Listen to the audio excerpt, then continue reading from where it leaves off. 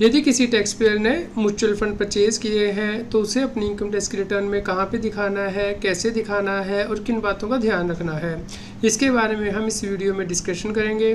तो आप इस वीडियो को अंत तक ज़रूर देखें ताकि आप किसी भी पॉइंट को मिस ना करें। CA Satbir Singh YouTube channel पर आपका स्वागत है।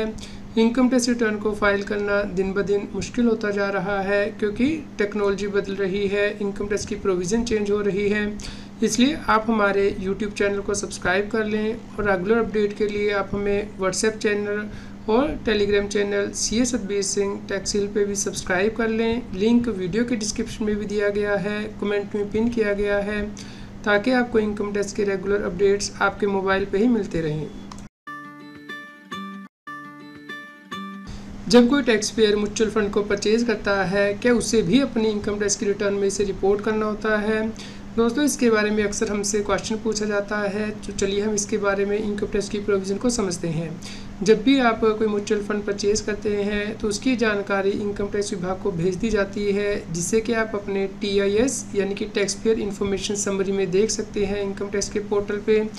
जैसा कि आप यहाँ पे देख पा रहे हैं, यहाँ पे टैक्स पेयर ने securities and units of mutual fund जो परचेज़ किए हैं और यहाँ पे अमाउंट भी आ रहा है।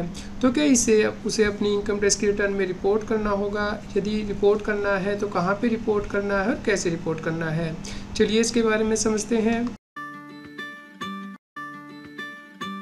जब आप अपनी इनकम टैक्स की रिटर्न फाइल करते हैं तो उसमें शेड्यूल होता है एसेट एंड लायबिलिटीज़ का, जिसमें कि इनकम टैक्स विभाग के द्वारा आपसे पूछा जाता है कि 31 मार्च को आपके कितने एसेट हैं, कितनी आपकी लायबिलिटीज़ हैं।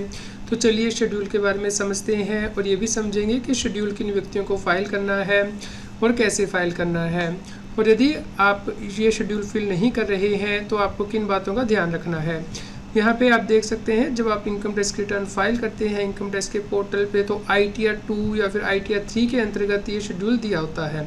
तो आप यहाँ पे अदर के अंतर्गत जाते हैं शेड्यूल्स में और आप यहाँ पे नीचे स्क्रॉल करते हैं तो यहाँ पे शेड्यूल एसेट एंड लायबिलिटीज़ होता है।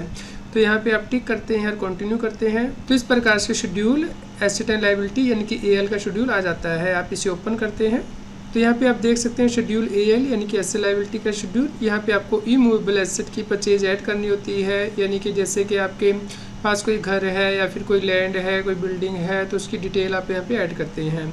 और यहाँ पे नीचे डिटेल ऑफ मूवेबल एसेट यानी कि जो एसेट मूवेबल होते हैं जैसे कि ज्वेलरी है, बुलियन है, archaeological collection, drawing, painting, sculpture, any work of art, vehicle, yard, boat, aircrafts, financial asset जैसे कि बैंक में आपके फाइनेंशियल एसेट हैं, आपके पास बैंक बैलेंस है including all deposit, shares and securities. तो यहाँ पे आप शेयर एंड सिक्योरिटीज़ के अंतर्गत जो म्यूचुअल फंड की होल्डिंग आपके पास है 31 मार्च तक, वो आप यहाँ पे इसके अंतर्गत दिखाते हैं। इसके अलावा यदि आपके पास इंश्योरेंस पॉलिसी है, लोन एडवांसेस है, कैश इन हैंड है, वो आप यहाँ पे फिल करते हैं। और इससे जुड़ी हुई जो लायबिलिटीज़ होती हैं यानी कि इमूवेबल एंड मूवेबल एसेट से जुड़ी हुई लायबिलिटीज़ आप यहाँ पे लायबिलिटीज़ के अंतर्गत दिखाते हैं। लेकिन दोस्तों, हर व्यक्ति को शेड्यूल नहीं फिल करना होता। जिन व्यक्तियों की जो टोटल इनकम है वो 50 लाख से ज़्यादा हो जाती है, उन्हें ही ये शेड्यूल फिल करना मैंडेटरी होता है। तो चलिए समझते हैं कि टोटल इनकम कैसे कैलकुलेट की जाती है। टोटल इनकम की कैलकुलेशन आपको करनी है, इसके लिए डिपेंड करेगा कि क्या आप ओल्ड टैक्स रेजीम ऑप्ट कर रहे हैं फिर न्यू टैक्स रेजीम, उसके अकॉर्डिंग ही आपकी डिडक्शन जो लेस होती हैं, उसके बाद आपकी टोटल इनकम आती है। तो चलिए समझते हैं।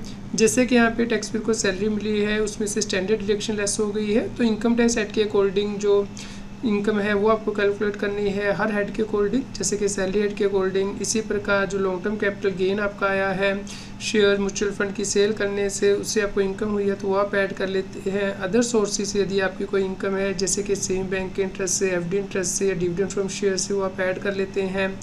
तो यहाँ पे आपकी ग्रॉस टोटल इनकम आ जाती है।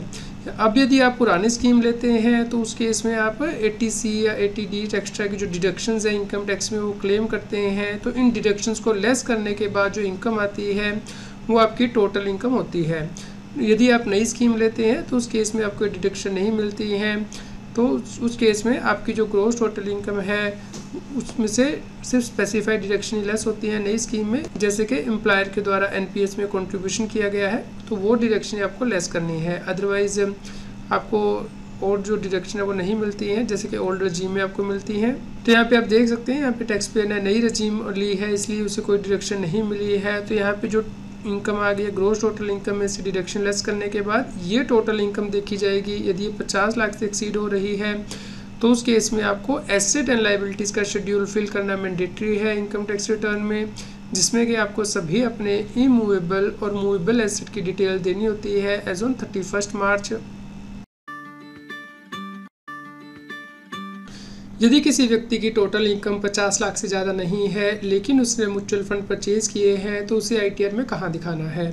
देखिए, इसके लिए आपको ITR में कोई रिपोर्टिंग करने की आवश्यकता नहीं है, लेकिन इनकम टैक्स डिपार्टमेंट आपसे पूछ सकता है कि म्यूचुअल फंड परचेज़ करने के लिए आपके पास पैसा कहाँ से आया। तो उस वक्त आपको सोर्स बताना होता है कि क्या इस पैसे के ऊपर आपने टैक्स पे कर दिया था, उसके बाद आपने म्यूचुअल फंड परचेज़ किए हैं, या फिर आपको किसी ने पैसा गिफ्ट किया था उससे आपने म्यूचुअल फंड परचेज़ किए हैं।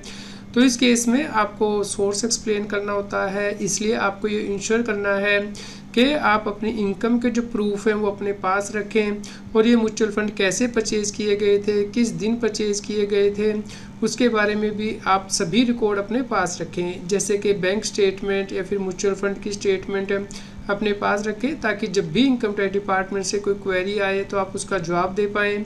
क्योंकि यदि कोई भी ट्रांजैक्शन अनएक्सप्लेन्ड रहती है, जिसे कि आप एक्सप्लेन नहीं कर पाते हैं, तो उस केस में इनकम टैक्स डिपार्टमेंट के द्वारा उसे इनकम मानते हुए उसकी ऊपर टैक्स लगा दिया जाता है और इंटरेस्ट और पेनल्टी भी लगाई जाती है। इसलिए आप ये इंश्योर करें कि जो भी आप फाइनेंशियल ट्रांजैक्शन कर रहे हैं उसके रिकॉर्ड आपको संभाल के रखने हैं अपने पास। यदि कोई व्यक्ति म्यूचुअल फंड खरीदता है तो इसके लिए इनकम टैक्स डिपार्टमेंट कब तक नोटिस भेज सकता है, ये डिपेंड करेगा कि आपकी इनकम टैक्स से कितनी बच गई है, यानी कि स्केप हो गई है, और उसके अकॉर्डिंग ही आपको इनकम टैक्स का नोटिस भेजा जाता है। यानी कि यदि आपकी जो इनकम है स्केप होगी असेसमेंट से, वो 50 लाख से कम है, तो 3 साल के अंदर कभी भी नोटिस भेजा जा सकता है असेसमेंट ईयर के ख़त्म होने के बाद। और यदि आपकी इनकम जो स्केप हुई है असेसमेंट से वो 50 लाख से ज़्यादा है तो 10 साल तक कभी भी नोटिस भेजा जा सकता है। जैसे कि यहाँ पे फाइनेंशियल ईयर 22-23 पे आपने म्यूचुअल फंड परचेज़ किए थे, जहाँ पे कि इनकम जो है आपकी से 15 लाख रुपए थी, तो उस केस में रेलेवेंट असेसमेंट हुआ 23-24, तो यानी कि 31/3/2027 तक 3 साल के अंदर असेसमेंट ईयर के ख़त्म होने के बाद कभी भी नोटिस भेजा जा सकता है इनकम टैक्स डिपार्टमेंट के द्वारा इस ट्रांजैक्शन को एक्सप्लेन करने के लिए। और यदि मान लीजिए आपकी इनकम जो टैक्स से बच गई है वो 50 लाख या उससे ज़्यादा है, तो उस केस में असेसमेंट ईयर 23-24 के ख़त्म होने के बाद 31 मार्च 2034 तक कभी भी इनकम टैक्स डिपार्टमेंट के द्वारा नोटिस जारी किया जा सकता है और इन ट्रांजैक्शन के बारे में आपसे पूछा जा सकता है। तो यदि आप म्यूचुअल फंड परचेज करते हैं या फिर सेल करते हैं तो इसका प्रॉपर रिकॉर्ड आपको रखना है। सोर्स ऑफ इनकम को भी आपको जस्टिफाई करना होगा कि म्यूचुअल फंड खरीदने के लिए आपके पास पैसा कहाँ से आया। और यदि आपकी टोटल इनकम 50 लाख से ज़्यादा है तो आपको इनकम टैक्स रिटर्न में इसकी रिपोर्टिंग करनी है। उम्मीद करते हैं कि आपके लिए न्यूज़ यूज़फुल रही होगी। अगली वीडियो हमारी किस टॉपिक पे ऊपर होनी चाहिए इसके बारे में हमें कमेंट करके ज़रूर बताएं। यदि आपका कोई क्वेश्चन हो तो उसके लिए भी आप हमें कमेंट करें। कृपया लाइक करें और शेयर करें ताकि सभी लोगों तक ये जानकारी पहुंच पाए और वो इनकम टैक्स की कंप्लायंस कर पाएँ। आपको असेसमेंट ईयर 24-25 की ITR कैसे फाइल करनी है इसके लिए CS Satbir Singh YouTube channel पे प्लेलिस्ट में जाके आप प्लेलिस्ट दे सकते हैं ITR फाइलिंग से रिलेटेड, जिसपे कि हमने 50+ वीडियो कवर की हैं ITR फाइलिंग से रिलेटेड। और वीडियोस में जाके लेटेस्ट वीडियो देख सकते हैं।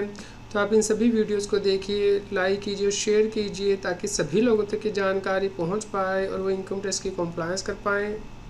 रेगुलर टैक्स अपडेट के लिए इस चैनल को सब्सक्राइब करें। आप हमें Telegram app CS Satbir Singh Taxheal पे ज्वाइन कर सकते हैं ताकि आप GST और इनकम टैक्स के रेगुलर अपडेट अपने मोबाइल पर ही प्राप्त कर सकें।